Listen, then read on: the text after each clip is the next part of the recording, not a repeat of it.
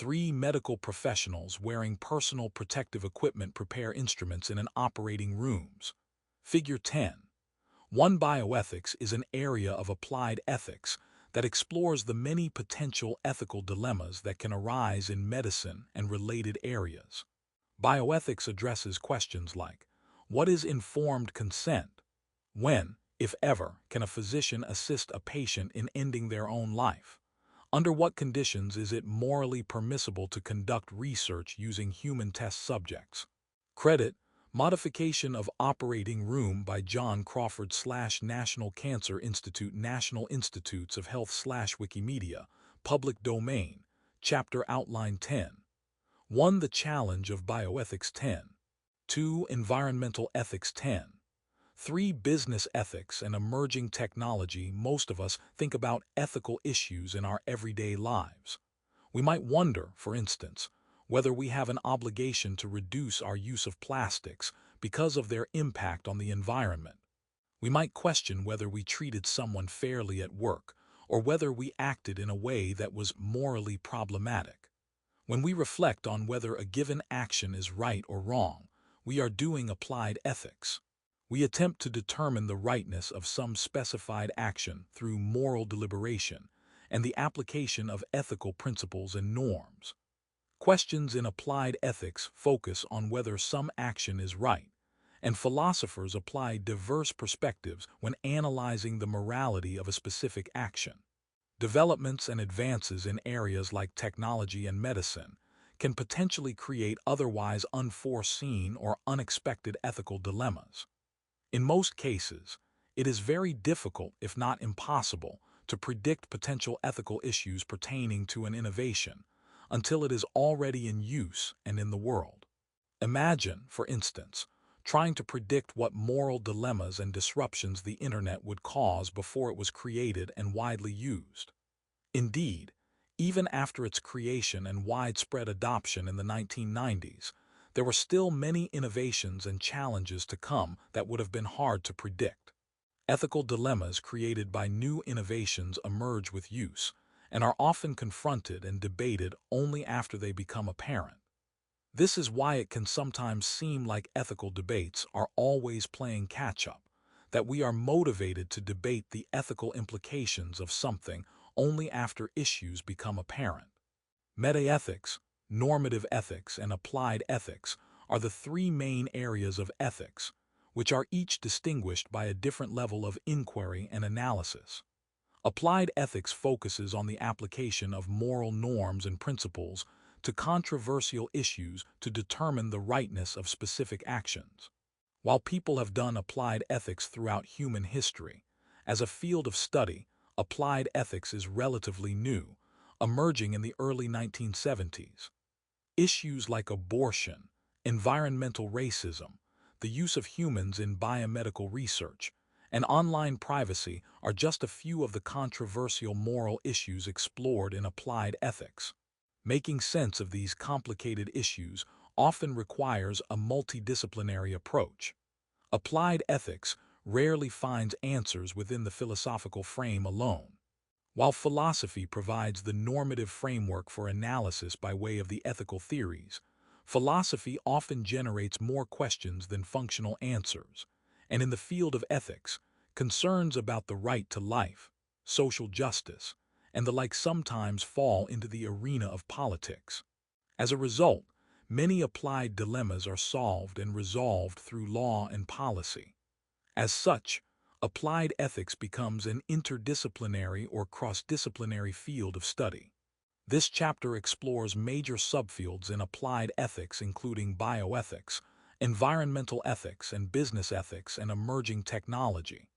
Learning objectives. By the end of this section, you will be able to summarize current scientific advances and social and political factors that contribute to our understanding of today's bioethical controversies.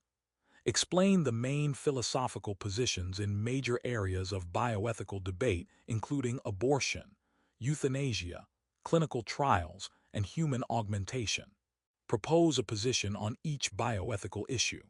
The term bioethics, which essentially means life ethics, was coined in 1970 by Van Rensselaer Potter 1911–2011, an American biochemist. It is a field that studies ethical issues that emerge with advances in biology, technology, and medicine. For example, bioethics deals with issues related to patient autonomy, the distribution of and access to medical resources, human experimentation, online privacy, and life and death decisions in medicine. When confronted with issues like these, ethicists consider a multiplicity of views, any potentially relevant interests, and complex situational factors. The bioethicist, like anyone doing applied ethics, must be prepared to wear many hats in order to explore all sides and perspectives. This section looks at current areas of controversy and debate in the field of bioethics.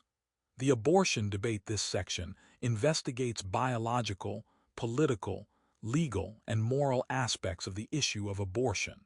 Unlike a miscarriage, a spontaneous loss of pregnancy due to injury or natural defect, an abortion is the intentional ending of a pregnancy.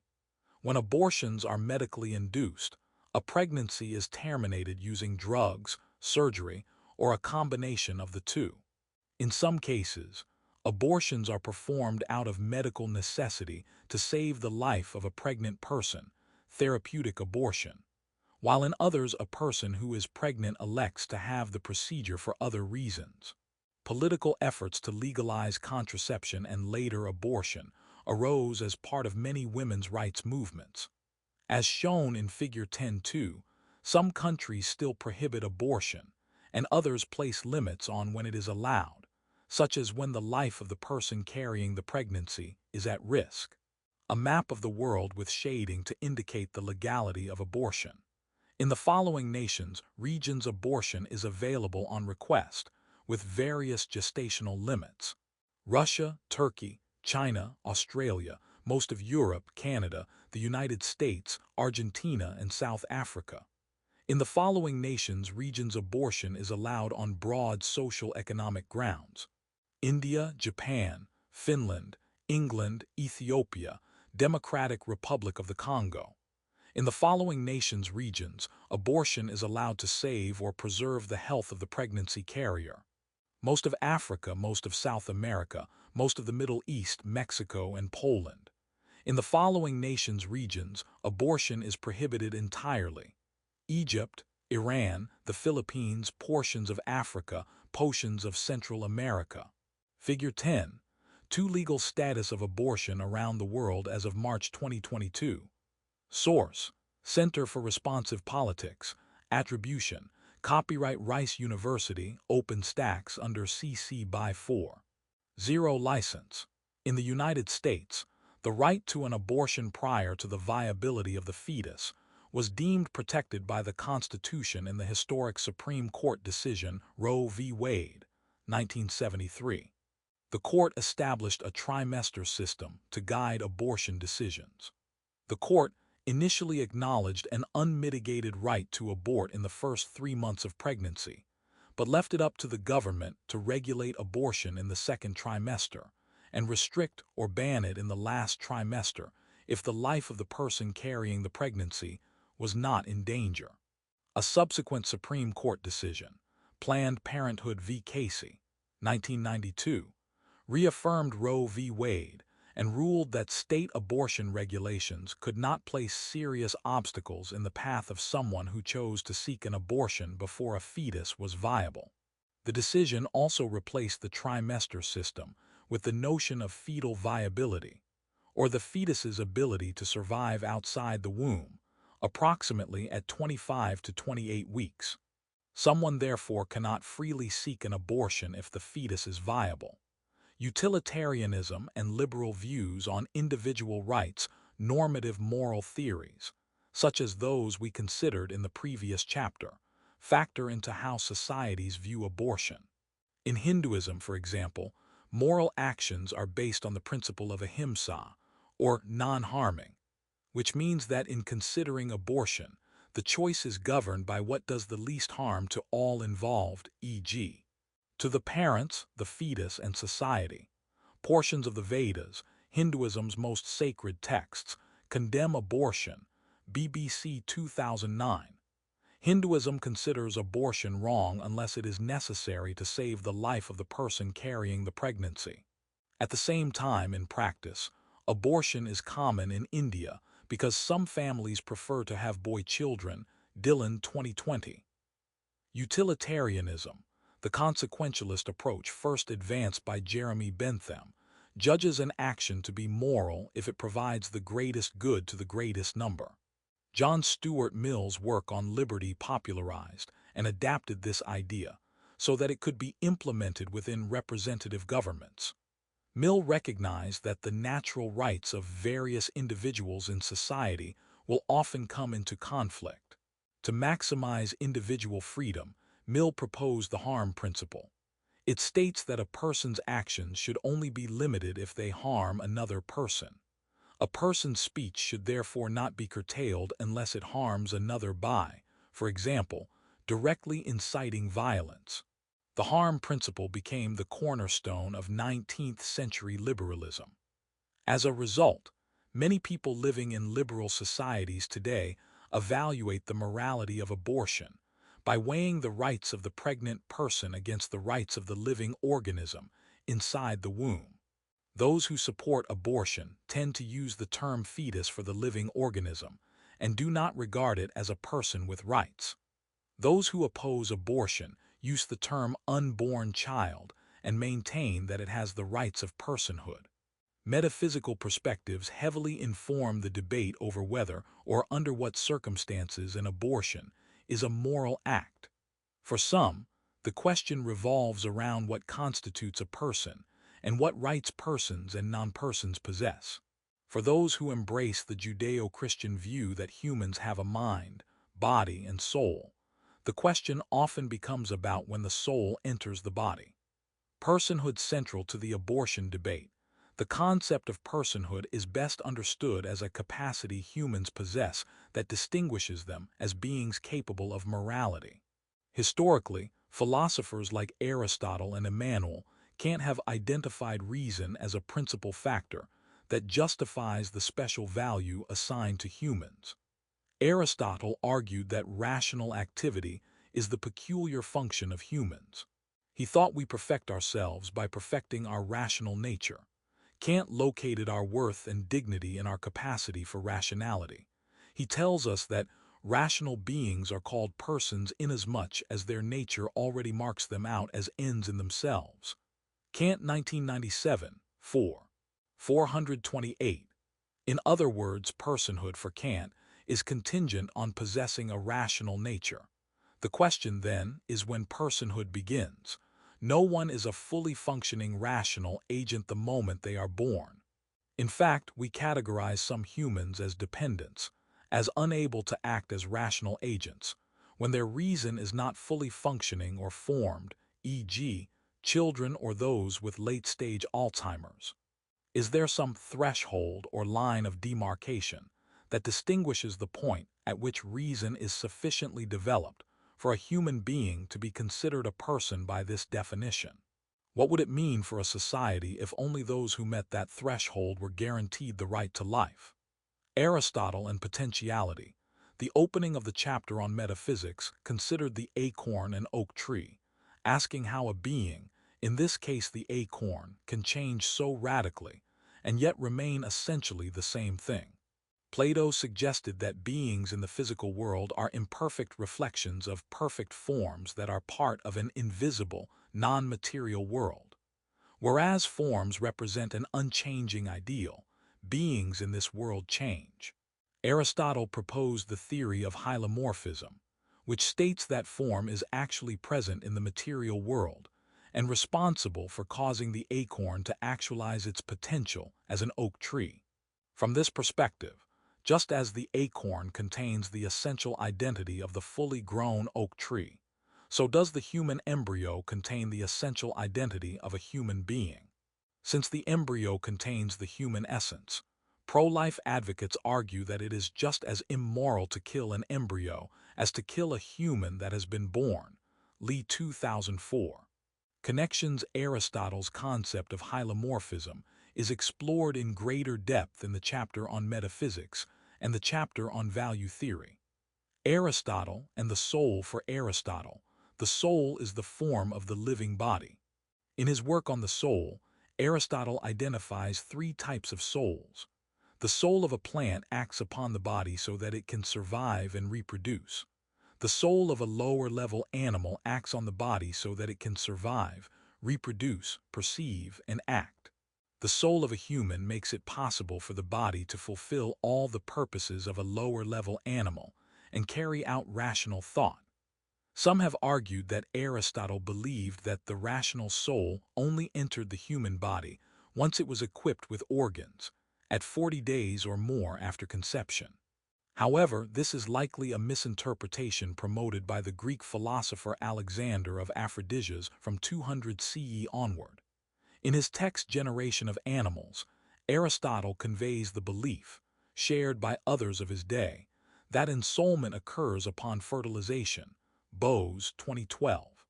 Yet the belief that the soul enters the body after 40 days, whether or not Aristotle supported it, became widespread within monotheism and has greatly impacted the abortion debate. Ensoulment in the Jewish, Christian, and Muslim traditions. Today, major monotheistic religions object to or seek to limit abortions because they believe that a fetus has a God-given soul. To abort, then, is to destroy God's creation. The Hebrew Bible, which is part of both Jewish and Christian scripture, is silent on this issue of ensoulment. Genesis 2:7 describes how God created the first man, Adam. Then the Lord God formed man from the dust of the ground, and breathed into his nostrils the breath of life, and the man became a living being. One of the Hebrew words for soul, neshama, also means breath. In Judaism, the introduction of form or soul into the body becomes an act of God that gives life. No mention is made in the first 5 books of Moses, the Pentateuch, about when this occurs in natural procreation. The later Babylonian Talmud, compiled between 200 and 500 CE, divulges that the embryo is considered to be mere water until the 40th day, quoted in Schenker 2008, 271. This pronouncement may reflect the influence of Greek ideas. The Aristotelian view of ensoulment is expressed within Christianity. The influential Christian theologian St. Augustine, 354–430 CE, saw the killing of a 40-day-old fetus as an act of murder. A century later, the code of the Byzantine Emperor Justinian I, who reigned from 529 to 565 CE, declared that fetuses under 40 days did not possess a soul, Jones 2004. In the 12th century, the philosopher and theologian Thomas Aquinas also followed Aristotle's thinking and suggested that a human soul was not fully formed until a period of time after conception, 40 days for boys and 90 days for girls. Moreover, while Aquinas did not sanction abortion at any stage of pregnancy, he specifically notes that murder has been committed only after the fetus has become animated or ensouled. Aquinas's understanding of ensoulment remained the official church view until late into the 19th century. Pope Pius IX, 1792–1878, altered the official position of the Church on ensoulment in order to address theological concerns regarding the Immaculate Conception. McGarry 2013. Beginning with Pope Pius IX, then, the Church's view has been that the soul is present at conception.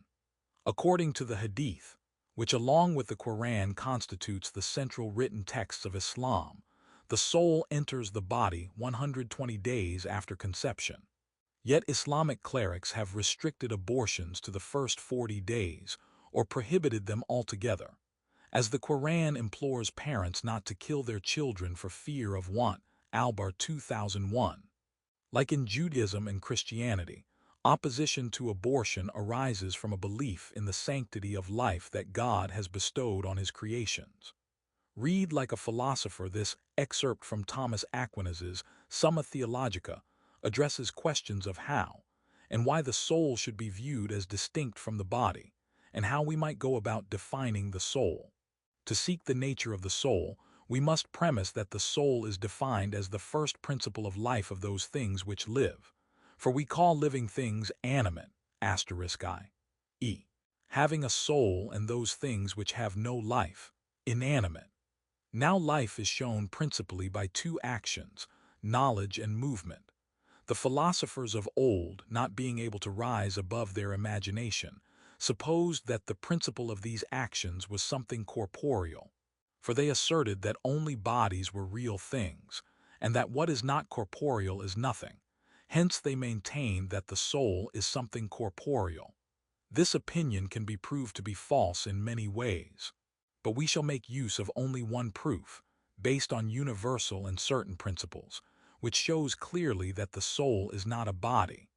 It is manifest that not every principle of vital action is a soul, for then the eye would be a soul, as it is a principle of vision. And the same might be applied to the other instruments of the soul, but it is the first principle of life, which we call the soul. Now, though a body may be a principle of life, as the heart is a principle of life in an animal, yet nothing corporeal can be the first principle of life. For it is clear that to be a principle of life, or to be a living thing, does not belong to a body as such. Since, if that were the case, every body would be a living thing, or a principle of life. Therefore a body is competent to be a living thing or even a principle of life, as such a body. Now that it is actually such a body, it owes to some principle which is called its act.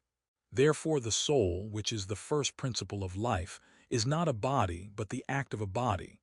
Thus heat, which is the principle of calefaction, is not a body but an act of a body. Secular notions of personhood.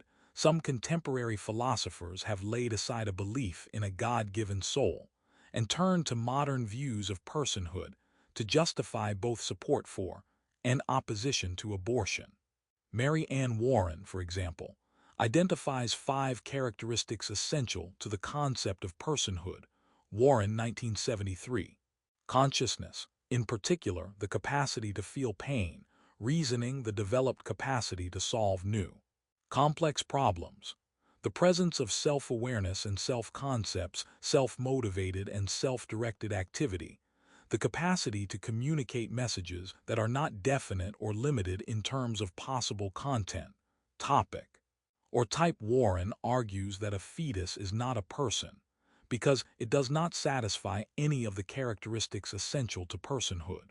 Abortion, Warren argues, is always morally permissible because a fetus is not a person and does not have rights, e.g., it does not have a right to life. The rights of the person carrying the pregnancy will always override or outweigh any consideration that might be given to a fetus. Warren believes there is no moral basis for limiting or restricting abortion, but she recognizes the possibility that we might do so on non-moral, practical, or medical grounds. For example, we might justify restricting abortion in a situation where someone would suffer serious harm from medical complications if the procedure were performed. Others argue that it is not the rational ability present in an individual that makes them a person or secures their moral status, but rather that our rational nature grounds our moral status. And if human nature is the source of our worth, then any human, even a child, has value whether their reason and agency has fully developed. Children, for example, are not fully functioning rational agents. We recognize this distinction, but we do not use it to justify intentionally harming children or using them as a means to our own ends. We assume that children, like all humans, possess a worth and value that prohibits such treatment. Similarly, people who oppose abortion say that the unborn are potential persons, which is sufficient to grant the unborn child at least a right to life. Some philosophers, like Ronald Dworkin, go a step further, arguing that full moral status is assigned to any human in virtue of being a member of the human species. Dworkin, 1993. Dworkin's approach focuses on whether an entity is human, and uses that as a basis for assigning full moral status, rather than making such status contingent on whether a specific individual has fully formed rational capacities. The right to bodily autonomy when the issue of abortion is couched in terms of rights. The debate centers on the conflict between the rights of the fetus or unborn child and the rights of the pregnant person. If a fetus has a right to life, then the question is whether its right is sufficiently strong to outweigh someone's right to bodily autonomy, the right of individuals to determine what happens to their bodies. In a defense of abortion, for example, Judith Jarvis Thompson, 1929-2020, set out to show that granting a fetus a right to life does not mean that its right is unlimited. She proposed the following thought experiment. Imagine that you wake up one morning and find yourself in the hospital lying next to a famous violinist, currently unconscious, with a fatal kidney ailment.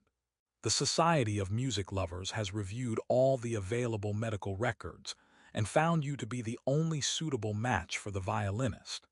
They kidnapped you and plugged his circulatory system into yours so that your kidneys can filter out the poisons in his bloodstream. This will cure him within 9 hours. Do you have an obligation to stay plugged in? What if the time needed to cure him is 9 days, 9 months, 9 years? At what point does your freedom trump the violinist's right to life? Thompson thus asserts that the right to life does not necessarily require someone to carry a fetus to term. Thompson, 1976.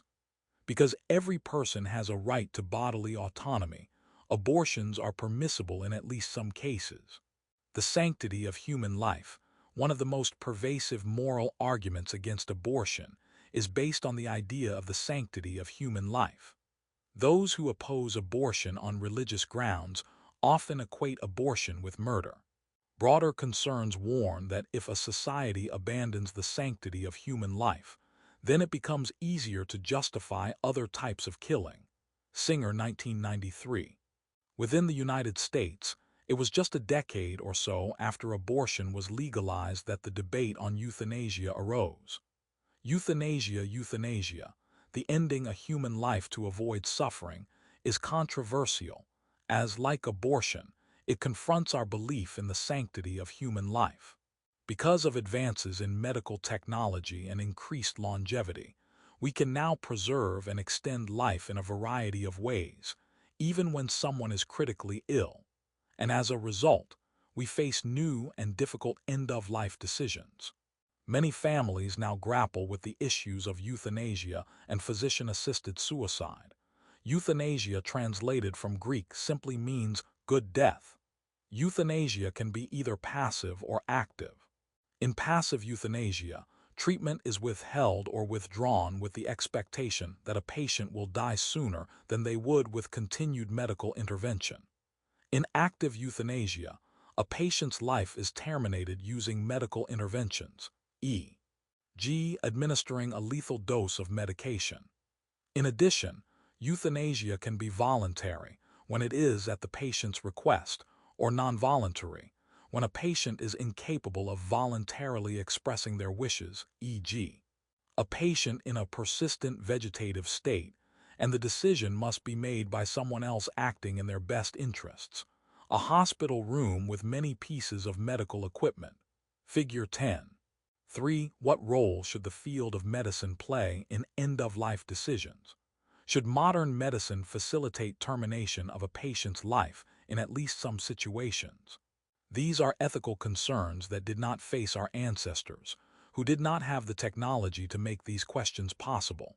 Credit 100,614 A 2082 K024 by U.S. Army Photo David Kidd/Flickr CC by 20.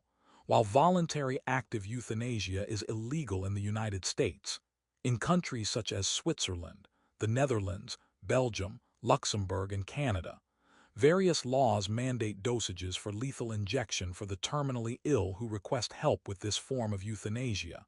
Ashford, 2019. Voluntary passive euthanasia is legal in the United States and involves the withholding of life-saving or life-sustaining measures with the consent of the patient.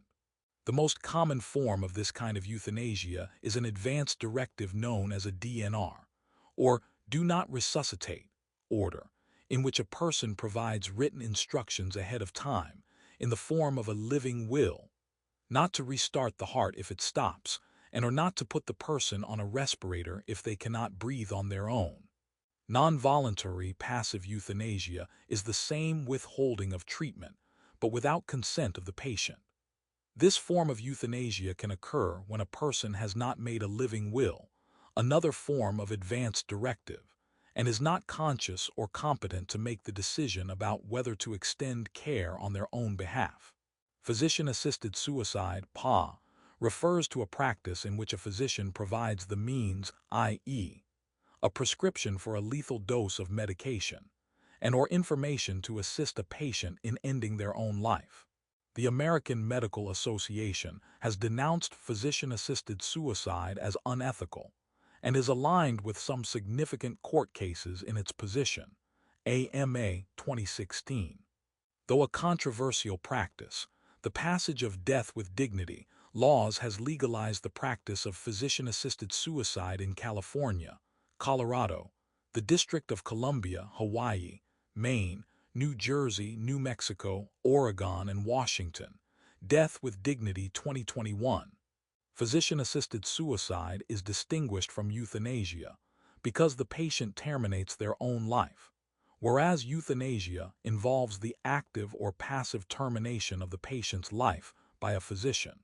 Utilitarian views of euthanasia. Utilitarian philosophers generally advocate seeking the greatest happiness for the largest number of people. Utilitarians weigh the benefits of keeping a person alive against the suffering of the patient and their loved ones, and the expense and opportunity costs of caring for the individual. Opportunity cost refers to what is lost by choosing one option over another. For example, choosing to keep a patient alive on a respirator means that this respirator cannot be used by another patient. A utilitarian would argue that if the patient on the respirator has no chance of recovery, while other patients who may recover need the respirator should be given to those with hope of recovery. In such a system of considerations, the benefits of keeping a patient alive may include the extra time the patient or the loved ones need to prepare for death, and or the preservation of the sanctity of life as a value within the community. Australian moral philosopher Peter Singer, B. 1946, arguing from the utilitarian point of view, supports euthanasia in most of its forms. In Singer's view, whether euthanasia is morally permissible depends in part on whether a person's life is still worth living, whether they still have quality of life. Singer holds that it is moral to help someone avoid the unnecessary pain of a prolonged death, and immoral to withhold assistance when a person has voluntarily and consciously waived their right to life. The only form of euthanasia Singer opposes is involuntary euthanasia. Euthanasia is involuntary when the decision to euthanize is made without patient input and against their interests. Other philosophical views on euthanasia. American ethicist James Rachel's, 1941-2003, famously challenged the conventional view that active euthanasia is morally wrong, whereas passive euthanasia is, at least sometimes, morally permissible. Rachel's pointed out that in both active and passive euthanasia the intent is the same, to end suffering, and the result is the same, the termination of the patient's life. The difference, however, is that active euthanasia causes the immediate cessation of patient suffering, whereas passive euthanasia may result in prolonged suffering for the patient because death is not immediate. Passive euthanasia results in greater suffering than active euthanasia. Therefore, Rachel's argued not only that active euthanasia is permissible in all cases where passive euthanasia is permissible, but that active euthanasia is preferable because it brings an immediate end to patient suffering. Some philosophers believe that euthanasia should be morally prohibited. They argue that the ethical harm to the community done by permitting euthanasia is greater than the benefit of ending suffering. They focus on the wrongness of killing, the physician's role, and the potential slippery slope if euthanasia were widely practiced. Those who oppose active euthanasia argue, for example, that it is wrong to kill another person or that killing is incompatible with our concept of what it means to be a physician. In cases of active euthanasia, a physician must take action to cause the termination of their patient's life. Physicians, however, first and foremost aim to help others and above all do no harm. Practicing active euthanasia seems to therefore be at odds with the very idea of a physician. Additionally, the practice of active euthanasia carries with it the potential for misuse or abuse. Clinical trials. In order to test new medical interventions and establish a drug's dosage, determine possible side effects, and demonstrate efficacy, scientists run clinical trials. Clinical trials can involve both animal and human subjects. While it is essential to determine whether treatments are safe for general consumption, clinical trials, especially those using human subjects, have been a source of ethical dilemmas. Since the Enlightenment, many societies have adopted the Kantian value that humans should not be treated as a means to an end. Many societies have likewise embraced the view, grounded in social contract theory, that all individuals have natural rights, which make everyone equal before the law. For more on social contract theory, see the chapter on political theories. These ethical and political values have consequences for clinical trials. They have raised issues related to, for example, informed consent, access to medical resources, and whether the ends of using human subjects justify the means. Identifying and debating these ethical issues can promote, where applicable, changes to the way trials are conducted to address areas of concern. A map with shading to indicate the number of ongoing clinical trials in various regions. The following regions have 100,000, 150,000. The United States, Western Europe. The following region has 25,000, 100,000. China. The following regions have 15,000, 25,000. Canada, the Middle East. The following regions have 5,000, 15,000. South America, Africa, Russia, Eastern Europe, Southeast Asia, Australia. The following regions have less than 5,000. Mexico, Central America, Greenland. Figure 10. 4 ongoing clinical trials nationwide as of November 14, 2021. Source: National Library of Medicine. Attribution: Copyright Rice University, OpenStax, under CC BY 40 license. Equipoise and double-blind methods. In randomized clinical trials, a random process determines the treatment each participant receives. Randomization is used to ensure that researchers don't influence data by assigning treatments based on clinical assessment or other factors. Double-blind methods in clinical research refer to trials in which information about the treatment a participant receives is not disclosed to either the patient or the researcher. Randomization and double-blind methods create potential ethical issues because they seem to favor producing good data over patient interests. In other words, such methods seem to value the science more than the individual lives and health of the participants.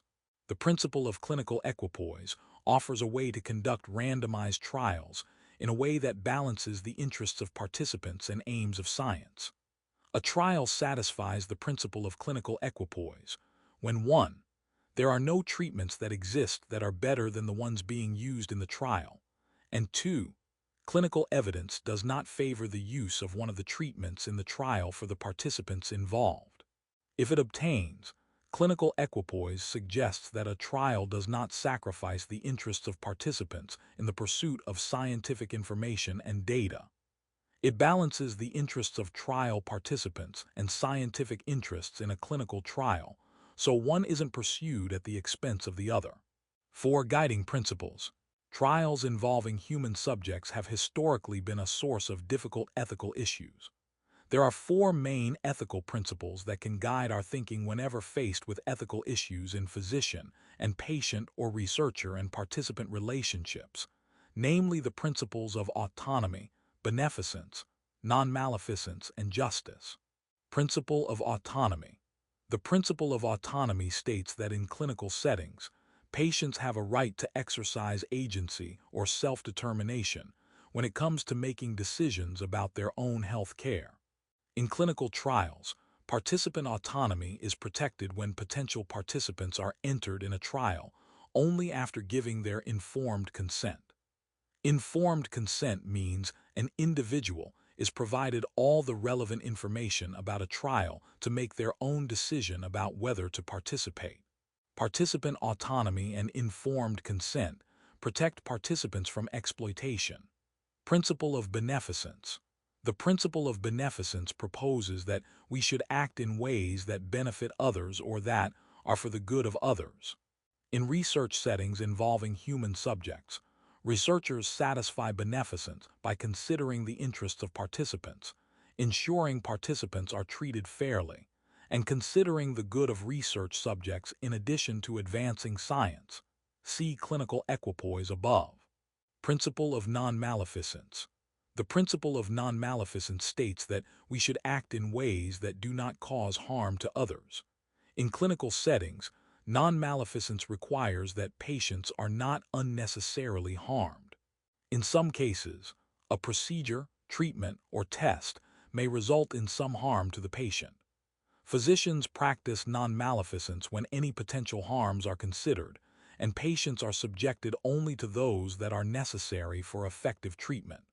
In research trials, non-maleficence requires that trials are designed in ways to limit harm to participants as much as possible. The principle of justice.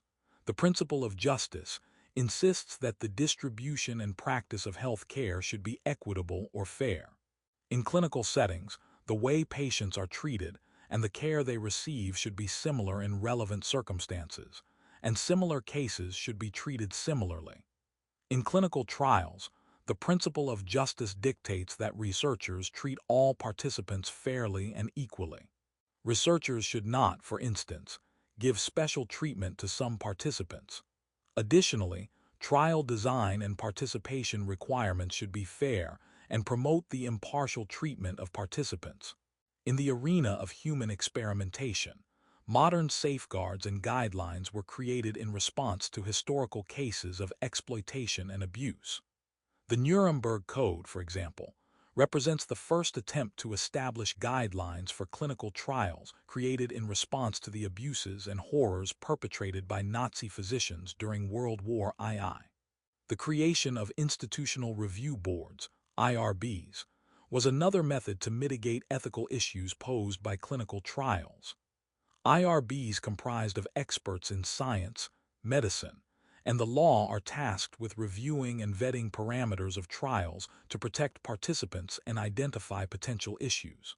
Clinical trial guidelines and IRBs aim to promote that all trials with human subjects adhere to the 4 ethical principles above and protect participant privacy and confidentiality. Human trials in historically marginalized communities.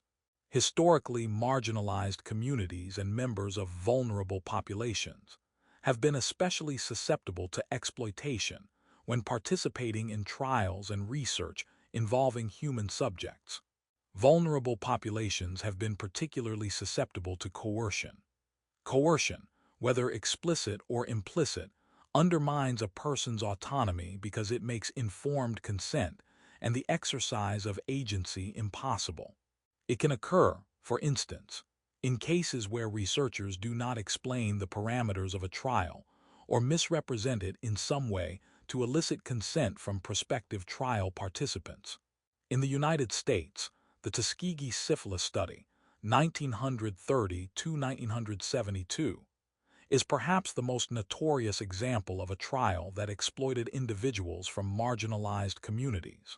Over a period of 40 years, researchers tracked the progression of syphilis in a group of some 400 black men to determine whether it differed in any way when compared to its progression in white men.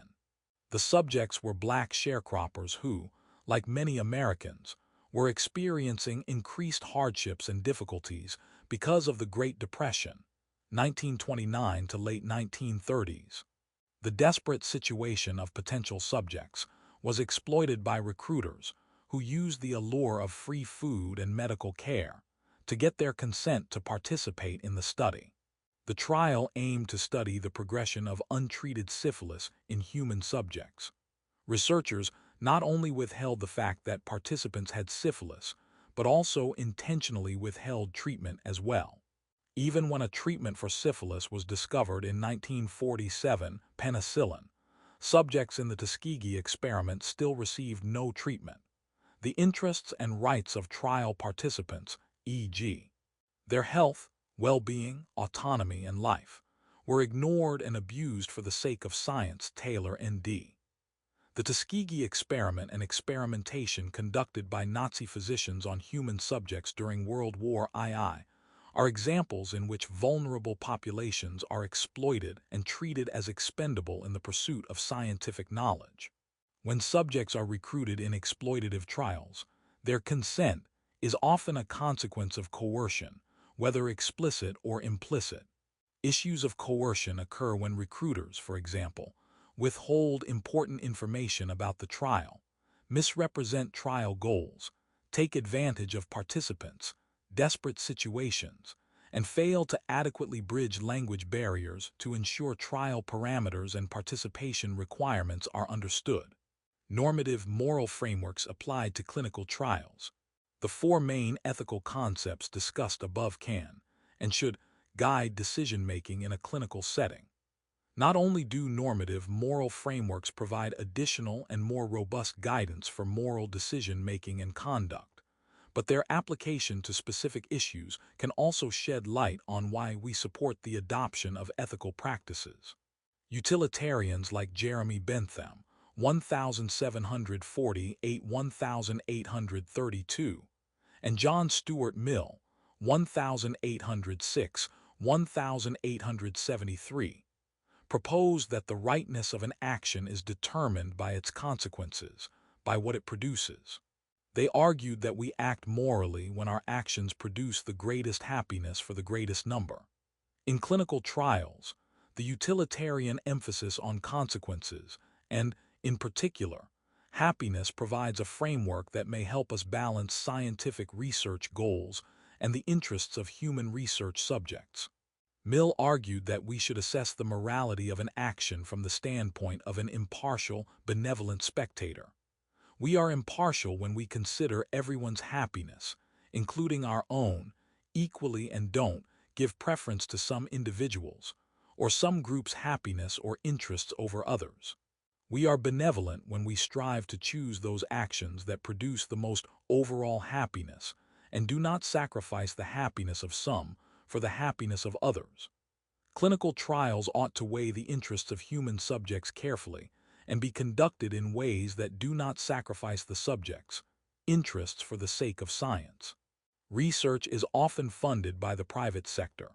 Companies pursuing new treatments and interventions must balance their interests in profits, the costs associated with research and clinical trials, the aims of science, and the interests of the human subjects in their trials.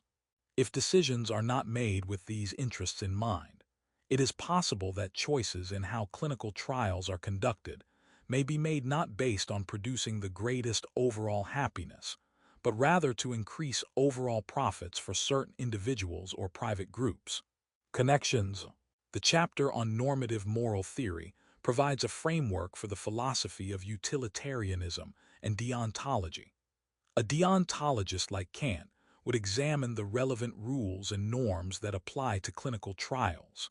For Kant, an important rule that must be considered when using human research subjects is the imperative to always treat all persons as ends in themselves, never as means only.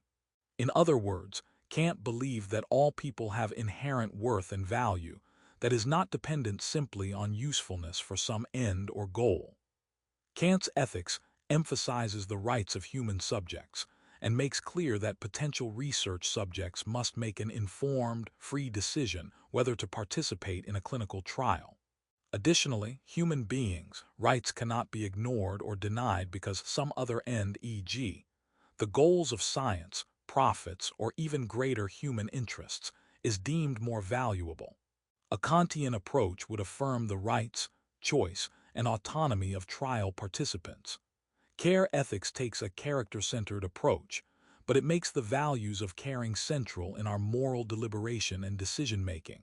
Care ethics uses the caring relationship as the ethical paradigm, and thus highlights the importance of subjective and concrete factors when evaluating the rightness of certain actions and choices. In clinical trials, care ethics reminds us to value all humans and consider the importance of virtues like compassion and empathy when interacting with and treating patients. Connections. The chapter on normative moral theory provides a framework for care ethics. Human augmentation and genetic modification. Human augmentation refers to attempts to enhance or increase human capabilities through technological, biomedical, or other interventions. While the notion of enhancement is broad, philosopher Eric Jungst and psychiatrist Daniel mostly define it as biomedical interventions that are used to improve human form or functioning beyond what is necessary to restore or sustain health. Jungst, and mostly 2019. Human augmentation, then, refers to interventions sought not for individual health, but for the sake of improving an individual's capabilities and functioning. For example, the cyclist Lance Armstrong famously won the Tour de France 7 years in a row, 1999-2005. Armstrong became infamous, however, when he was later stripped of his titles after it became clear that he had practiced blood doping to improve his performance when competing in the Tour de France. He used illegal and banned interventions to enhance his performance and gain an unfair edge over competition. There are many potential biomedical interventions, e.g., pharmacological, that can be used to improve or enhance capabilities in certain areas, and it can often be difficult to clearly define why some raise moral concerns and others do not. Many people, for instance, ingest caffeine on a regular basis. Caffeine is a mild stimulant that may enhance capabilities, but caffeine use is accepted and generally does not raise moral concerns. In contrast, using Adderall, a pharmaceutical amphetamine salt, not as prescribed for medical and health reasons, but to enhance energy levels and memory, is the sort of intervention that is often viewed as ethically problematic. Elon Musk standing on a stage beside a large, sleek machine with smooth, flat surfaces and rounded corners. Figure 10. 5. Elon Musk stands next to a machine for inserting a Neuralink implant in the human brain.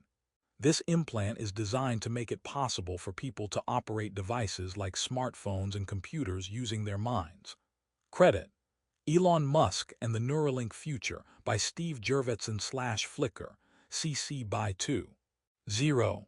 Advancements in human biotechnology have created an opportunity for some people to exercise genetic choices that could yield potential therapeutic benefits and make it possible to augment human capacities through genetic modification. Developments in gene editing technologies like CRISPR, clustered regularly interspaced short palindromic repeats, for example, have made genetic modification easier, faster, and more affordable. New technologies have also demonstrated the potential of gene editing. The characteristics of an organism can be deliberately modified and altered through genetic engineering. Genetic modification has been practiced in agriculture to intentionally alter the characteristics of certain crops, e.g., rice and corn, so that plants, for example, produce higher yields, are more robust, and have increased nutritional properties. Human augmentation through genetic engineering raises numerous ethical concerns. If genetic information is altered to promote certain traits, then how we define positive and negative genetic traits could have far-reaching consequences. Positive genetic traits will naturally be ones that are promoted and reinforced, whereas negative genetic traits will be reduced and eliminated. In the future, if human genetic modification becomes widely practiced, it is possible that a focus on positive genetic traits will decrease human genetic diversity, making us less adaptable and more vulnerable. A utilitarian approach to genetic engineering. Whether a utilitarian would find the practice of genetic engineering morally permissible when applied to humans would depend, as it so often does, on how it is used. Utilitarians would likely find human augmentation through gene editing a morally worthwhile endeavor if it improved overall human welfare and happiness. For instance, utilitarians would support the use of genetic modification to eliminate disease and disability. If it turns out to be an extremely costly intervention, however, utilitarians might not support it on the grounds that only the very wealthy would be able to access it. New advancements in biotechnology often come with high costs, making it so only the wealthiest can afford them. If the costs of human genetic modification are too high, many people won't be able to access such interventions, and it will worsen the inequality gap. Imagine if prospective parents were able to access gene editing technologies to modify their offspring's genetic traits. If these services are only accessible to the very wealthy, then naturally only the select few and their offspring will benefit from them. Such a scenario would no doubt have negative social implications. The inequality gap would widen. The children of wealthy parents would have numerous advantages over other children, and it might even lay the groundwork for new forms of discrimination and oppression. Utilitarians argue that conduct is morally right if it promotes the greatest happiness for the greatest number. Human augmentation through genetic engineering has the potential to increase quality of life by curing or preventing illness and eliminating certain forms of disability. But it could also negatively impact society by, for example, widening the inequality gap, benefiting only a very small percentage of the population, and laying the groundwork for new forms of discrimination. Whether utilitarians support the use of gene editing technologies on humans depends on how such technologies are used and whether their use promotes the greatest good for the greatest number. There are numerous ethical quagmires ahead in the arena of gene editing, but at the same time, this technology holds the promise of eradicating the most terrible of human diseases and thus eliminating unnecessary suffering and improving quality of life. Utilitarians argue that all potential benefits and harms need to be carefully considered and weighed to determine whether gene editing technologies are used in a morally responsible way. Gene editing and biodiversity. Some ethicists argue that we should distinguish between somatic cell interventions and germline interventions when discussing the morality of human genetic modification. In somatic cell interventions, genetic changes cannot be inherited or passed to a patient's offspring. In germline interventions, inheritable genetic modification, however, genetic changes can be passed down to future generations. Gannett 2008. Any genetic modifications that result from germline interventions are inheritable and therefore have the potential to become part of the larger human gene pool. Ethicists have identified numerous ethical issues and concerns related to inheritable genetic modification. For example, it is unclear what long-term effects would result from gene modification.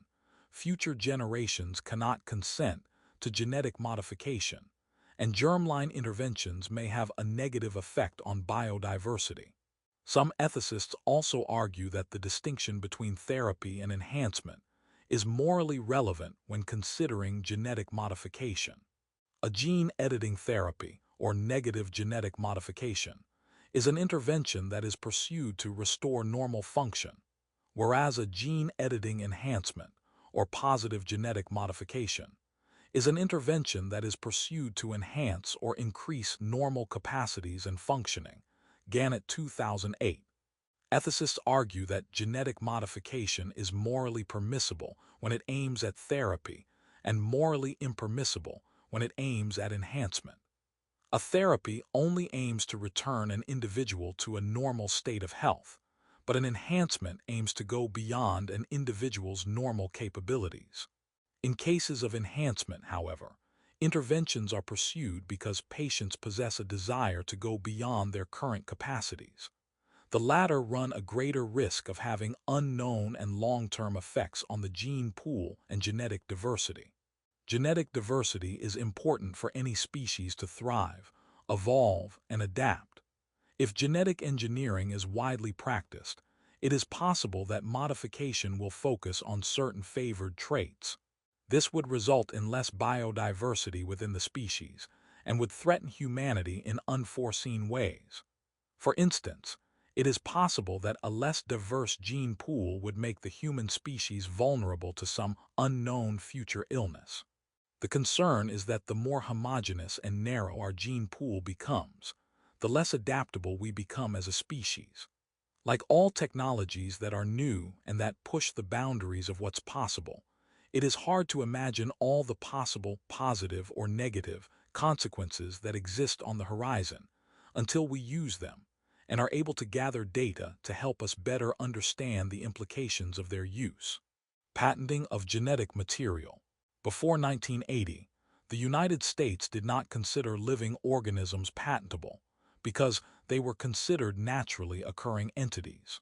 This changed in 1980 when the U.S. Supreme Court issued its decision in Diamond v. Chakrabarty, which found that a genetically modified bacterial strain could be patented because it was man-made and not naturally occurring. Gannett 2008. The court's decision opened a door that allowed individuals, institutions, and private entities to patent organisms that they genetically modified and even patent specific genes when they were first to identify them. This made it possible for private entities to gain the exclusive rights to develop diagnostics for specific genes. Myriad Genetics, for example, patented BRCA1 and BRCA2 breast and ovarian cancer genes, and granted Eli Lilly exclusive rights to market applications based on the BRCA1 sequence. Gannett 2008. Eli Lilly's exclusive rights allowed it to charge patients thousands of dollars to get tested for cancers resulting from the BRCA mutations, as well as charge researchers who worked to develop a deeper understanding of these genes and their role in the development of cancer. Philosophers debate whether patenting genetic material is an ethical practice. Some philosophers think gene patents are generally beneficial and not morally problematic. They argue, for example, that patents are an important reward and help motivate researchers. They incentivize progress and scientific advancement, and gene patents benefit society because they lead to the development of better, more affordable medical testing and intervention. Other philosophers, in contrast, raise doubts about the morality of gene patents. They argue, for example, that gene patents impede scientific progress by encouraging secrecy. They reward the pursuit of commercial interests. They award private entities the exclusive right to develop market applications and embolden them to drive up the costs of medical testing and treatment. And genes are naturally occurring and not the sort of thing that should be patentable. An ethical position on gene patenting depends on what factors and outcomes are considered to be morally relevant. Ethicists debate whether gene patents are generally beneficial or not, whether they produce more good or harm. They explore how they impact scientific progress and development, question whether they create conflicts of interest that harm patients or contribute to higher medical costs, and debate what makes something intellectual property. Think like a philosopher. Genetic engineering is the process by which scientists modify or alter a gene to improve an organism in some way. Genetic engineering is currently a common tool of science. For example, some crops such as corn have been modified to be more resistant to certain types of bugs and pests. More recently, the COVID-19 vaccine was created by using mRNA genetic sequencing to help an individual's body recognize the COVID virus. However, many have raised concerns about the potential for genetic engineering to be used to change attributes of human beings. In one or more paragraphs, address the following questions and provide examples to support your position. Is it moral for parents to genetically engineer an embryo for the purposes of producing a healthier child than they would otherwise produce without such technology. How about a more physically beautiful or intelligent child? Why or why not? Do you consider there to be significant differences between the two aims, health versus beauty or intelligence? Learning objectives. By the end of this section, you will be able to explain the current environmental and climate crisis, describe different philosophical positions pertaining to humanity's relationships to the natural environment, identify the circumstances that have led to marginalized groups being especially affected by climate disasters. Before environmental ethics emerged as an academic discipline in the 1970s, some people were already questioning and rethinking our relationship to the natural world. Aldo Leopold's A Sand County Almanac, published in 1949, called upon humanity to expand our idea of community to include the entire natural world, grounding this approach in the belief that all of nature is connected and interdependent in important ways. Rachel Carson's Silent Spring, 1962, drew attention to the dangers of what were then commonly used commercial pesticides. Carson's essays drew attention to the far-reaching impacts of human activity and its potential to cause significant harm to the environment and to humanity in turn. These early works inspired the environmentalist movement and sparked debates about how to deal with emerging environmental challenges. Map of the Pacific Ocean showing 3 separate garbage patches. The Eastern Garbage Patch, or N. Pacific Subtropical High off the coast of California, the Subtropical Convergence Zone in the center of the Pacific, and the Western Garbage Patch off the coast of Japan. Figure 10. 6. This map indicates areas in the Pacific Ocean where small particles of plastic and other waste collect in enormous clusters. Credit: Garbage Patch Illustration by National Oceanic and Atmospheric Administration, public domain. The emerging crisis. Humans directly and indirectly change and shape the natural world. Our reliance on fossil fuels to meet our energy needs, for example, releases a key greenhouse gas, carbon dioxide (CO2), into the air as a result. Greenhouse gases trap heat in Earth's atmosphere, resulting in changes in the planet's climate. The two countries that produce the most CO2 are the United States and China. The United States is the biggest gasoline consumer in the world, using approximately 338 million gallons of gasoline per day. China is the biggest coal consumer, burning approximately 3 billion tons of coal in 2020, more than half of the worldwide total consumption of coal. Our demand for the energy provided by fossil fuels to power our industries, heat our homes, and make possible travel between distant locations is the main factor that has contributed to increased levels of greenhouse gases in the atmosphere.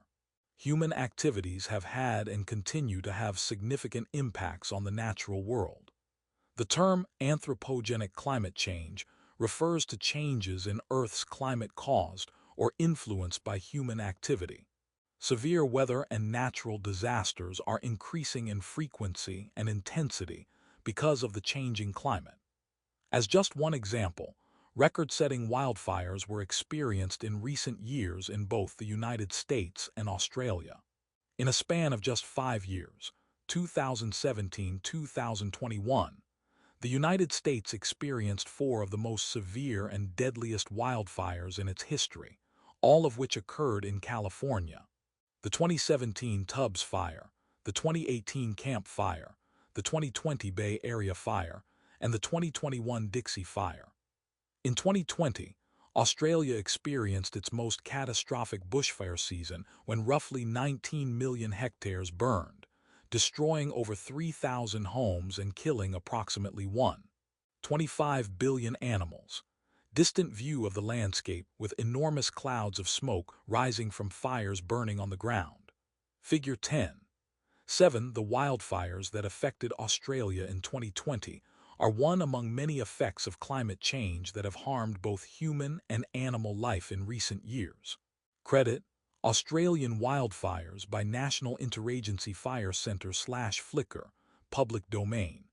Environmental ethics is an area of applied ethics that attempts to identify right conduct in our relationship with the non-human world. For decades, scientists have expressed concern about the short and long-term effects that human activities are having on the climate and Earth's ecosystems.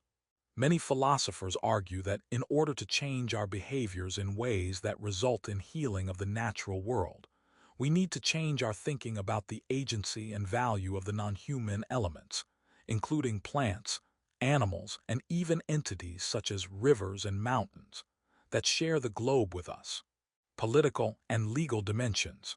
The environmental movement began with specific worries about air and water pollution and the effects of pesticides on food crops. Rachel Carson's Silent Spring was influential in the creation of nonprofit organizations and government agencies, such as the U.S. Environmental Protection Agency, EPA, designed to protect human health and the environment. Agencies like the EPA can significantly affect national policy and aspects of the economy related to emissions from factories, use of and disposal of toxic chemicals, and nearly anything else that can adversely impact the environment or human health. Legal approaches to protecting the environment vary from country to country. The economic drive to produce quickly and efficiently with little to no regulation pits many industrializing countries against the more established economies in Western Europe and North America. China, for example, which currently contributes 43% of the world's annual carbon emissions, is attempting to enact policies that extend beyond mere cleanup to foster regeneration of ecological systems. Gardner, 2019. With unaddressed environmental concerns, China is currently facing a loss of financial and intellectual capital as 60% of citizens with a net worth of $1.5 million or more have emigrated. International efforts to address the climate crisis have met with mixed success. In 1985, after scientists discovered that some aerosol sprays were causing holes in the ozone layer in the atmosphere, 20 countries initiated the Montreal Protocol, which banned the use of these sprays. The international community rapidly adopted the agreement, and today 197 countries have signed the treaty. One major reason for this success, however, is that these sprays were relatively easy and inexpensive to replace. Such is not the case for global climate change. Currently, there is no single, viable alternative to the carbon economy, a term used to reference our current economic dependence on carbon-based fuels such as petroleum and coal. Renewable energy sources, such as solar panels, are available, but not at the scale needed to fuel high-energy and high-consumption lifestyles. More than 150 countries have signed the United Nations Framework Convention on Climate Change, UNFCCC, which laid the groundwork for the Kyoto Protocol, 1997, and the Paris Agreement, 2015. With these agreements, most nations have committed to future goals for reducing fossil fuel emissions, but to date, no nation has made significant progress toward these goals. Climate change is a complex problem, intrinsically tied to an economy that depends on access to inexpensive and abundant fuel sources. It is also a problem that cannot be addressed by one nation or group alone, but rather calls attention to the shared nature of our planetary ecosystem and the impact that activities in one location have on every other life. Philosophical contributions to environmental ethics. Instrumental value of nature. Traditional Western philosophies have been anthropocentric, human-centered, as discussed in the chapter on value theory. Humans are regarded as the sole possessors of intrinsic value, meaning that each human life is understood to possess value in itself and for its own sake. The natural world, on the other hand, has been viewed as having instrumental value, understood as having value solely as a means to satisfy human needs and desires. From ancient Greece to the Enlightenment, philosophers and scientists have studied the natural world with the goal of understanding how better to use it to achieve the goals of human societies. Anthropocentric obligations. Empiricism is often traced back to the work of Francis Bacon, 1561–1626, whose experimental techniques led to the development of the scientific method, and who advocated an inductive approach to scientific inquiry in his essay Novum Organum. According to Bacon, when nature becomes the object of study, it can be completely manipulated and used in accordance with God's original plan for humanity on earth.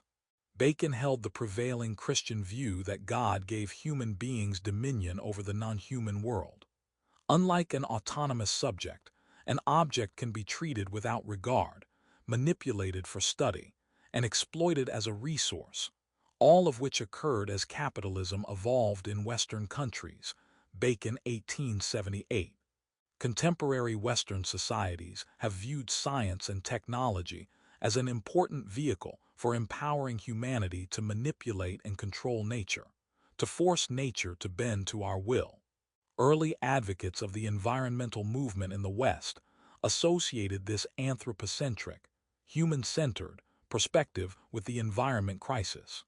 In a well-known essay, The Historical Roots of Our Ecological Crisis, 1967, Lynn White argues that the way we think about the environment has its roots in Judeo-Christian thinking that maintains the superiority of humans over the non-human world, and teaches that the natural world was created for human use. If nature only has instrumental value, then we do not violate morality when we manipulate, destroy, or otherwise harm nature. Some philosophers, however, point out that this same anthropocentric approach has the potential to foster an ethics of environmental care. According to this perspective, moral obligations concerning our treatment of the natural world can be justified by appealing to human interests and the desire for self-preservation.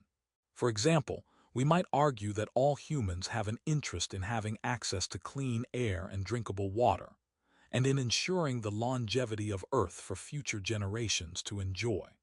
These basic interests that all humans share can be used as a basis for establishing moral obligations to reduce pollution, create more sustainable practices, and take actions to diminish harm caused to the environment by human activity.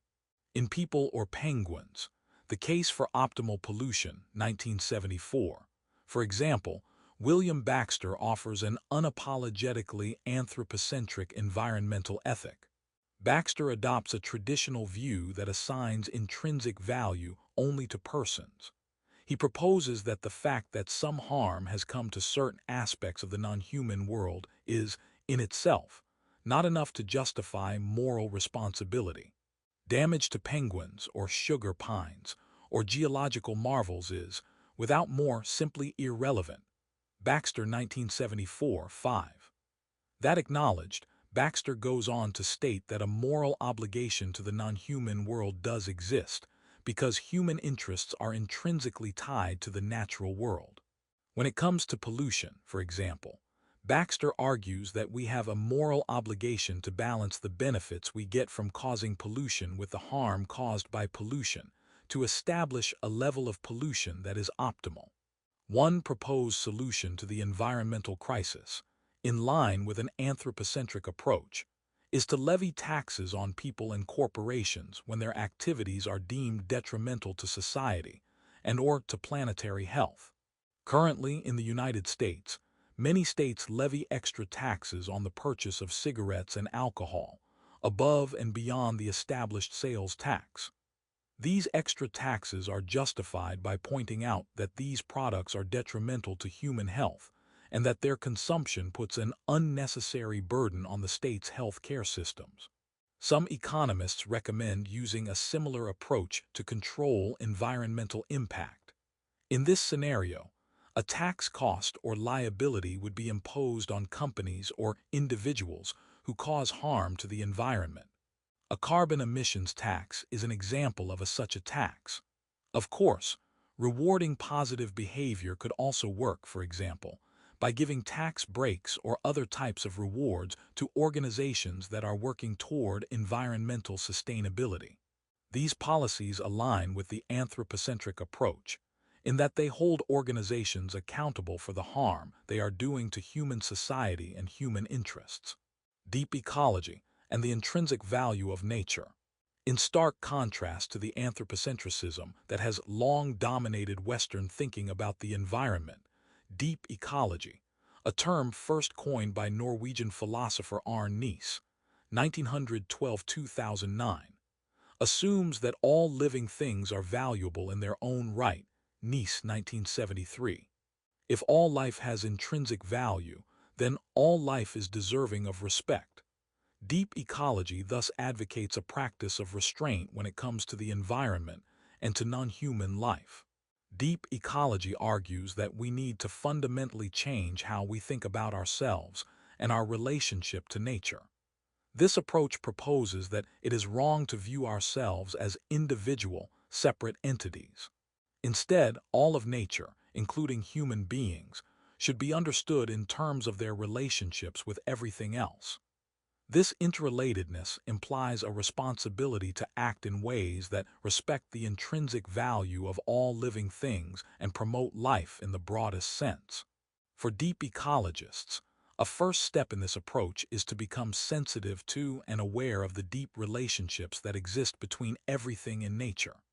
Aware that we are more than this body and this mind, that we are members of a larger whole, we recognize that we have an obligation to promote and care for the natural world. Nies thought of deep ecology as a movement promoting a radical new worldview that contrasted sharply with the traditional view that valued nature only as a means to human ends. Critics of deep ecology sometimes note that it is a position of privilege taken by people in developed nations, and that less industrialized countries may not be in a position to respect the environment in the same way when their own survival is at risk. Environmental initiatives may be challenging for smaller, less industrialized countries to pursue. In these nations, the call to environmentalism may ring hollow to those who face a daily struggle for food or clean water. Social ecology. Social ecologists see environmental problems as stemming from the same faulty political and economic system that promotes inequity and is responsible for racism, sexism, and classism.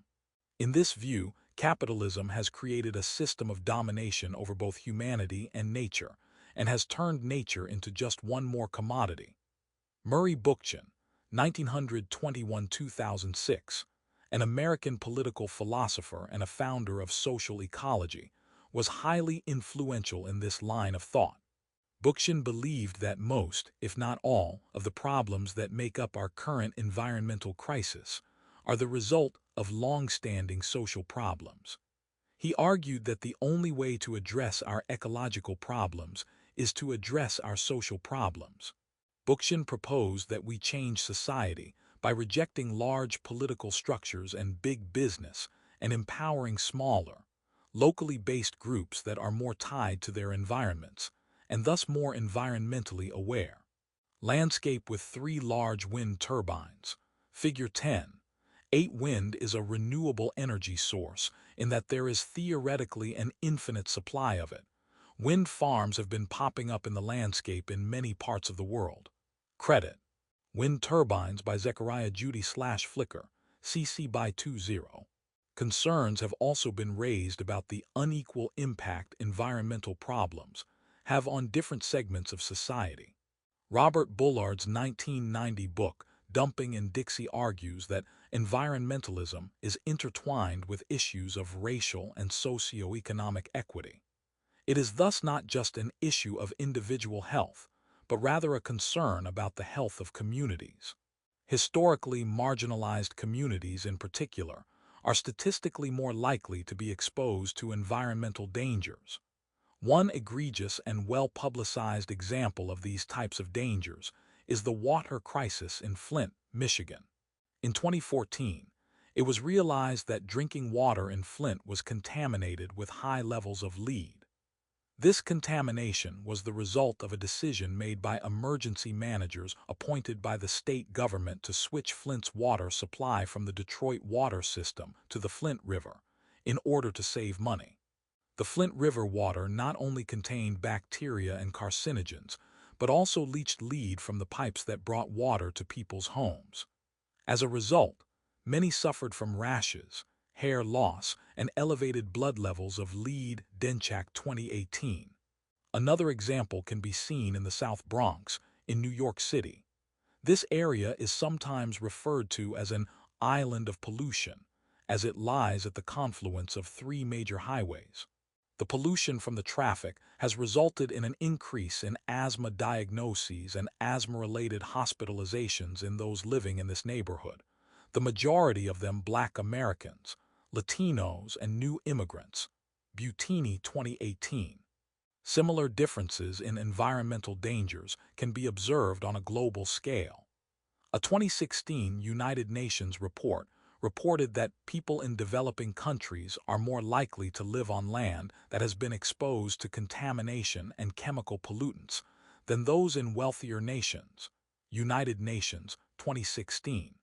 Video. Environmental racism. Learning objectives. By the end of this section, you will be able to describe the role of codes of ethics within business and technology. Assess how much responsibility corporations should take for social, economic, and environmental problems. Evaluate the difficulty of establishing ethical practices pertaining to emerging technologies. Ethical questions pertaining to business and to emerging technology raise a number of broad issues, including corporate responsibility and the potential dangers of artificial intelligence. Additionally, a great deal of work in these subfields supports the development and implementation of codes of ethics used by organizations to guide the conduct of their members. This section explores both these broader issues and the practical concerns. Codes of ethics. A business is defined as an organization that engages in selling goods and services with the intent to make a profit. Governments generally restrict the activities of businesses through laws and regulations.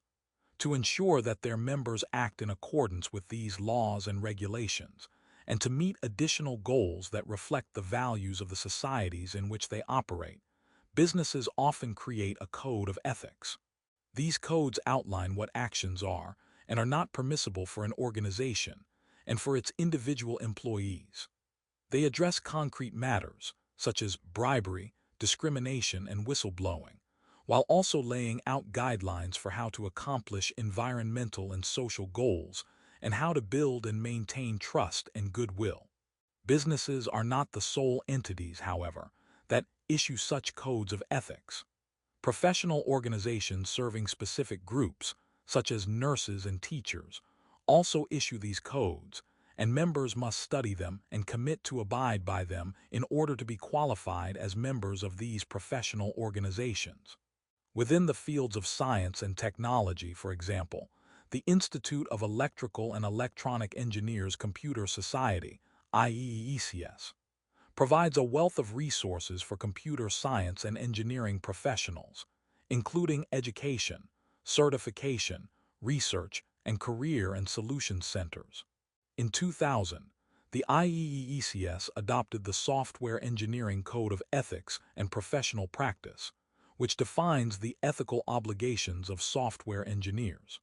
These obligations include a commitment to approve software only if it meets certain specifications and passes appropriate tests, is deemed safe, and does not threaten to diminish the quality of human life, impinge on privacy, or harm the environment.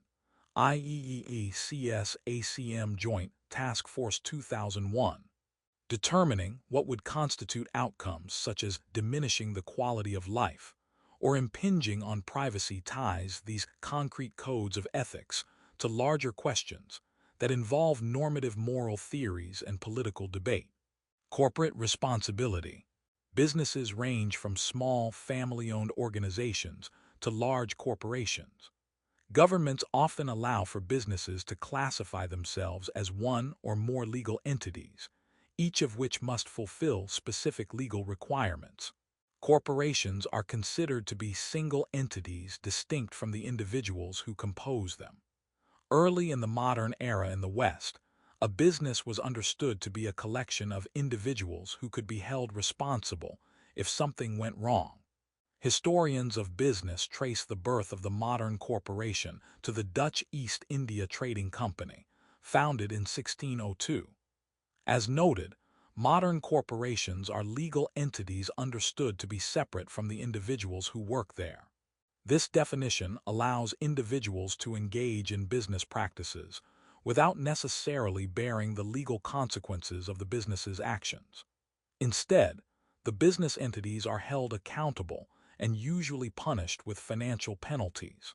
The status of corporations is a hotly debated topic in the United States, with many arguing that the rights of corporations have expanded in inappropriate ways in recent decades.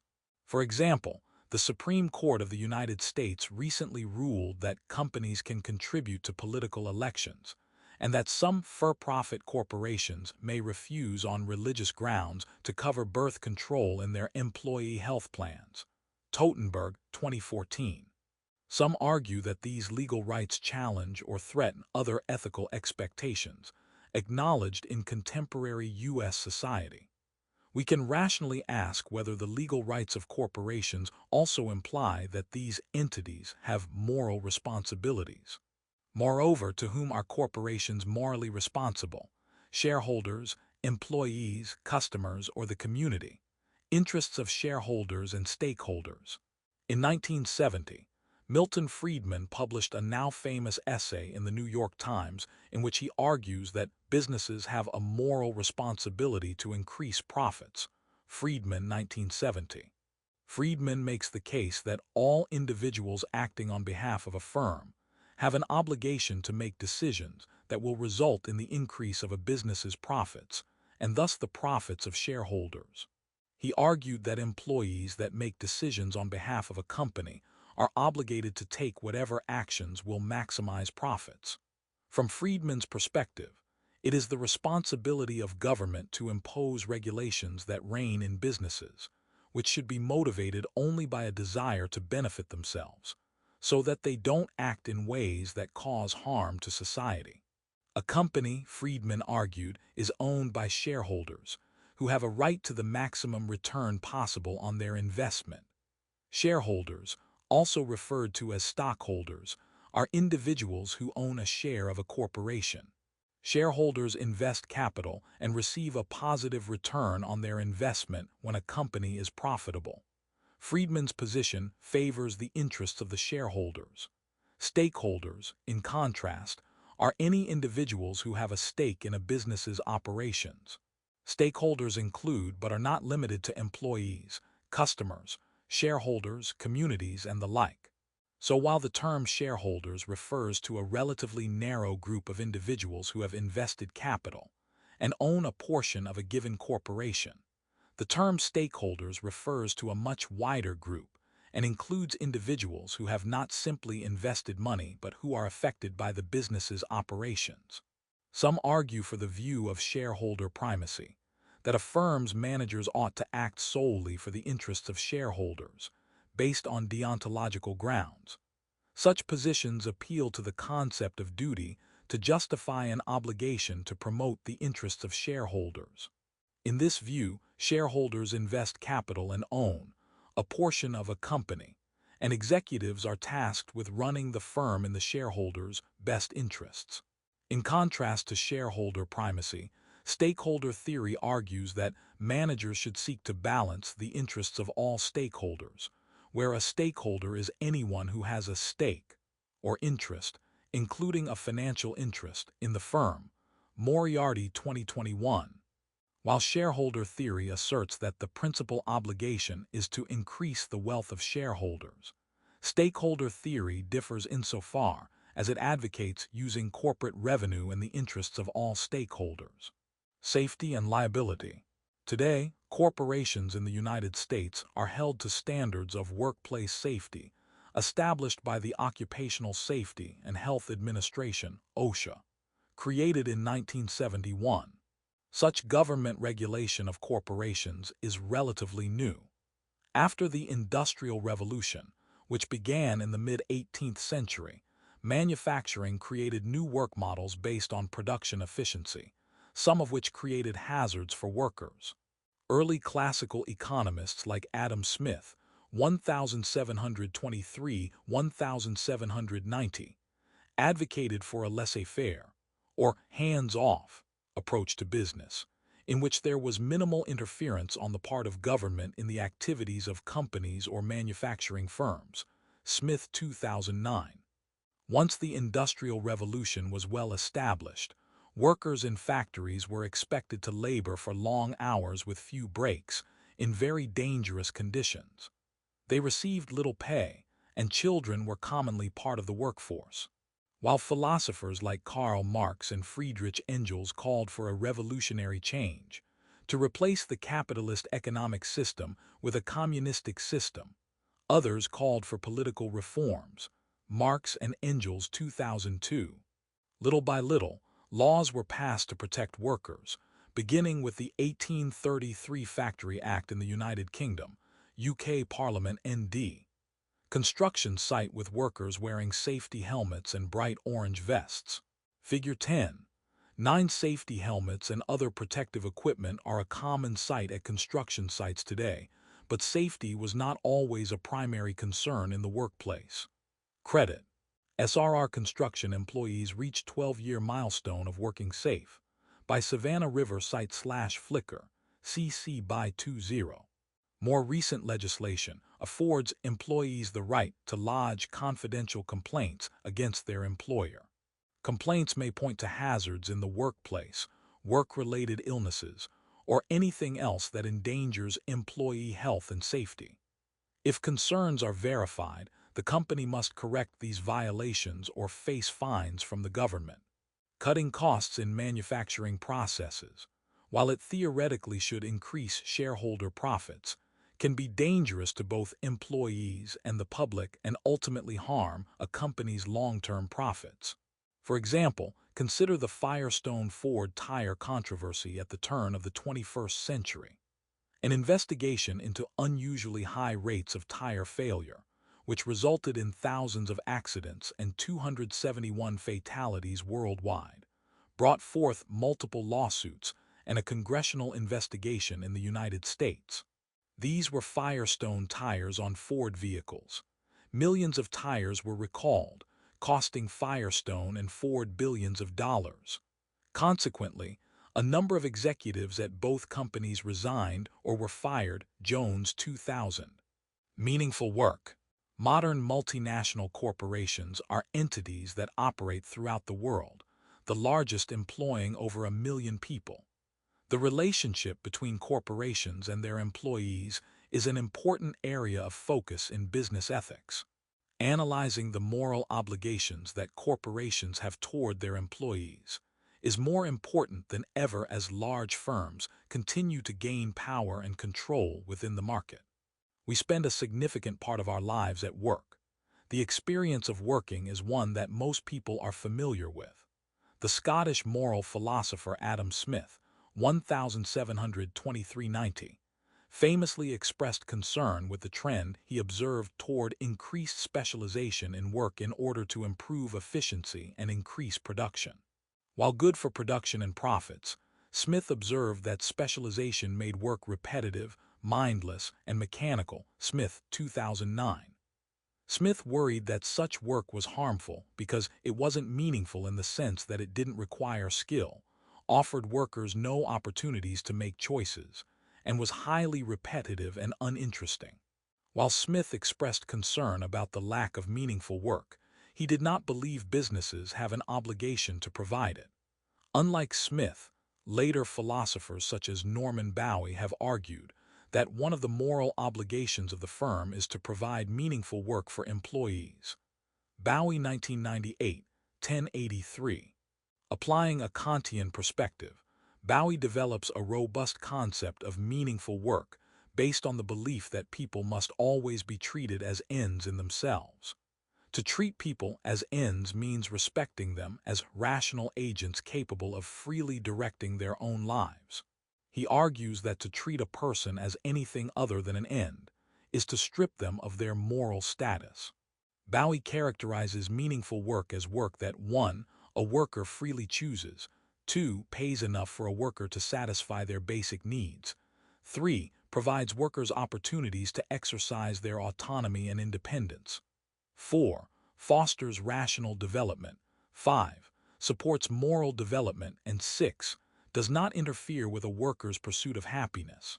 As Bowie sees it, meaningful work recognizes the important role work plays in a person's development. It is through work that we develop our ability to act autonomously and live independently. Bowie, 1998. Importantly, when workers earn a living wage, they acquire the means to be independent, live their own lives, and pursue their idea of a happy life. When workers are not paid a living wage, they are not treated as human beings deserving of respect. We see this, for instance, in the United States, where some workers who are employed full-time by large corporations earn so little that they qualify for government assistance programs. In such cases, Bowie believes that workers cannot be truly independent because they do not earn enough to cover their basic needs. Fair treatment of workers in an age of globalization. In some countries, labor laws are minimal or non-existent, and workers may face the same level of danger that factory workers experienced in the West in the 19th century. Often such operations supply goods for U.S. companies and a Western market. During the 20th century, most U.S. corporations relocated their manufacturing overseas in order to save money. These savings were passed on to consumers as cheaper goods, but also resulted in large-scale job loss for American workers and the economic decline of many U.S. cities and towns. Correnti, 2013. Outsourced labor has also been accused of exploiting workers in other countries, where government regulation and protection may not even exist.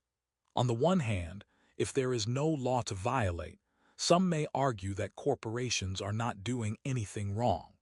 Moreover, people working in these factories are paid a wage that may be more than they can earn any other way.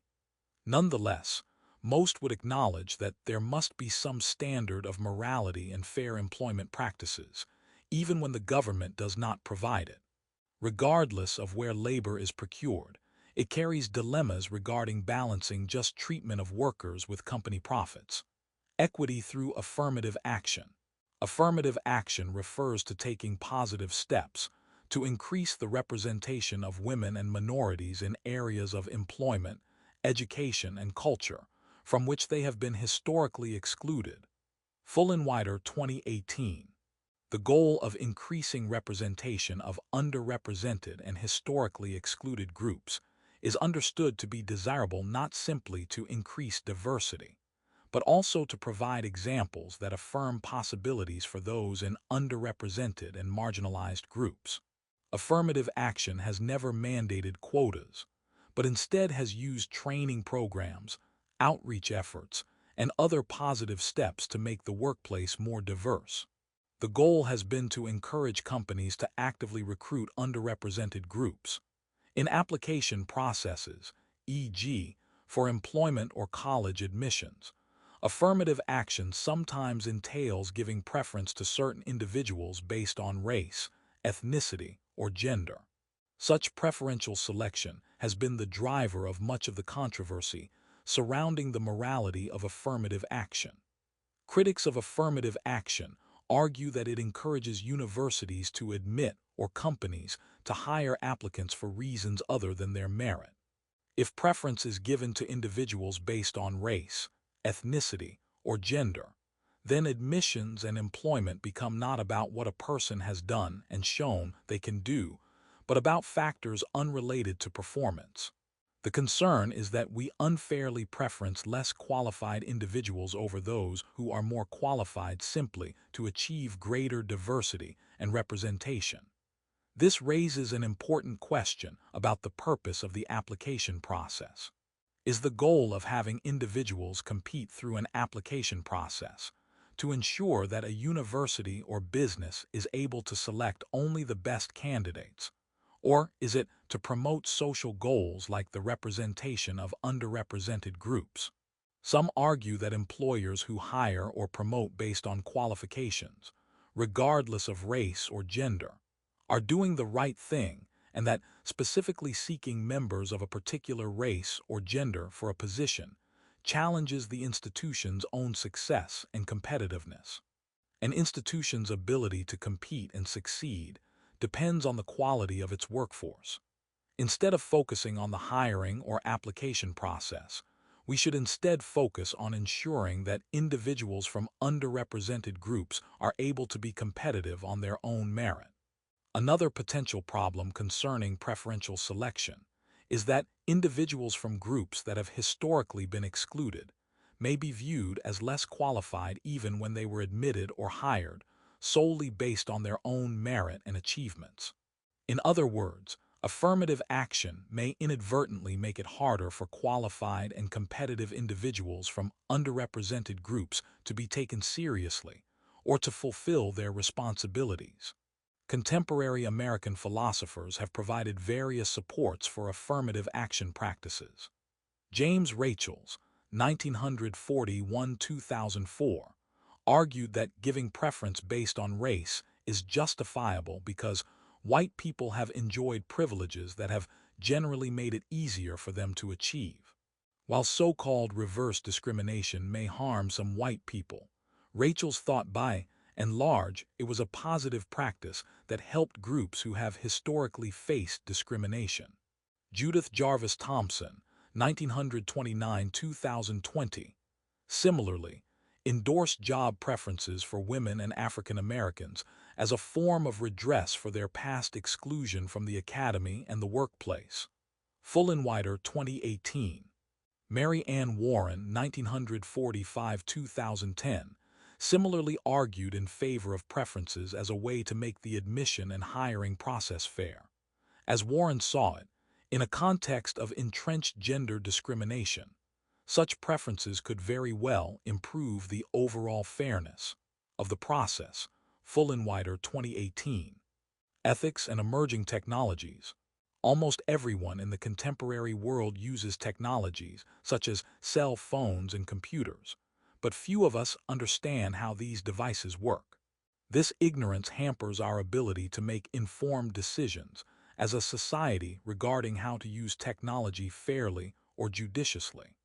A further challenge is that the pace of technological evolution is much faster than the human ability to respond at societal level. A very lifelike head with wires coming out of the top emerges from a block of wood. A person leans over and applies lipstick to the lips of the head. Figure 10. 10. This image of an android makes many people uncomfortable because it appears so human-like. Is artificial intelligence a threat to human existence? Will there come a time when robots are afforded what we now call human rights? Credit: Lipstick by Steve Jurvetson/Flickr, CC by 2. 0. Artificial intelligence, AI, originally a feature of science fiction, is in widespread use today. Current examples of AI include self-driving cars and quantum computers. Philosophers and engineers sort AI into two categories: strong and weak. Strong artificial intelligence refers to machines that perform multiple cognitive tasks like humans, but at a very rapid pace, machine speed. Weak artificial intelligence refers to artificial intelligence that performs primarily one task, such as Apple's Siri or social media bots. Philosophers of mind such as John Searle B. 1932 argue that truly strong artificial intelligence doesn't exist, since even the most sophisticated technology does not possess intentionality the way a human being does. As such, no computer could have anything like a mind or consciousness. Despite Searle's assessment, many people, including leaders within the field of computer science, take the threat of AI seriously. In a Pew Research Center survey, industry leaders expressed common concerns over exposure of individuals to cybercrime and cyberwarfare, infringement on individual privacy, the misuse of massive amounts of data for profit or other unscrupulous aims, the diminishing of the technical, cognitive, and social skills that humans require to survive, and job loss, Anderson and Rainey 2018. These concerns may reflect a deeper problem. What Swedish philosopher Nick Bostrom, B. 1973, calls a mismatch between our ability to cooperate as a species on the one hand, and on the other hand our instrumental ability to use technology to make big changes in the world. Although leaders express more immediate concerns reflected in the Pew Report, Bostrom's fundamental worry, like those expressed in science fiction literature, is the emergence of a superintelligent machine that does not align with human values and safety. Bostrom, 2014.